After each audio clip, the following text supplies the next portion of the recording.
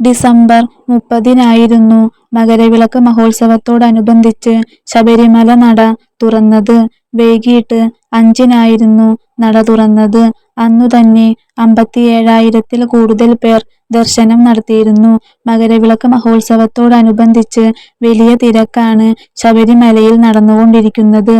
ഈ സീസണിൽ ഏറ്റവും കൂടുതൽ പേർ ദർശനം നടത്തിയത് ഇന്നലെയാണ്. ഏകദേശം 1,13,168 പേർ ദർശനം നടത്തിയെന്നാണ് കണക്ക്.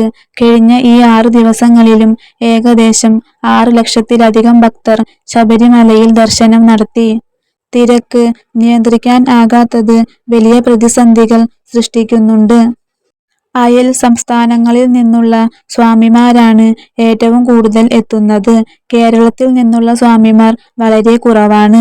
കർണാടക, ആന്ധ്രാപ്രദേശ്, തമിഴ്നാട് എന്നിവിടങ്ങളിൽ നിന്നുള്ള സ്വാമിമാരാണ് ഇപ്പോഴും ഏറ്റവും കൂടുതലായി എത്തുന്നത്. സ്വാമിമാർ മണിക്കൂറുകളോളം ക്യൂ നിന്നാണ് പമ്പയിൽ നിന്നും സന്നിധാനത്തേക്ക് എത്തുന്നത്. ഏകദേശം ഒരു ദിവസം ക്യൂ നിൽക്കുന്നുണ്ട്. അത്രയും വലിയ നീണ്ട നിരയാണ്. ഈ അവസാന സീസൺ സമയത്തിലേക്ക് കടക്കുമ്പോൾ പല അടിസ്ഥാന സൗകര്യ പ്രശ്നങ്ങളും നിലനിൽക്കുന്നുണ്ട്. അതൊന്നും പരിഹരിച്ചിട്ടില്ല. പ്രധാന പ്രശ്നം കുടിവെള്ള പ്രശ്നമാണ്. പിന്നെ ബാത്റൂം സംവിധാനവും. ഇനിയുള്ള ദിവസങ്ങളിലും സന്നിധാനത്ത് തിരക്ക് വർദ്ധിച്ചു തന്നെ വരും. ഇനി വെറും 7 ദിവസമാണ് മകരവിളക്കിന് ഉള്ളൂ.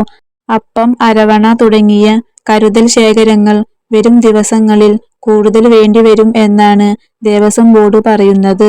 ഒരാൾക്ക് 20 ടിൻ അരവണ വെച്ചാണ് ഇപ്പോൾ നൽകുന്നത്.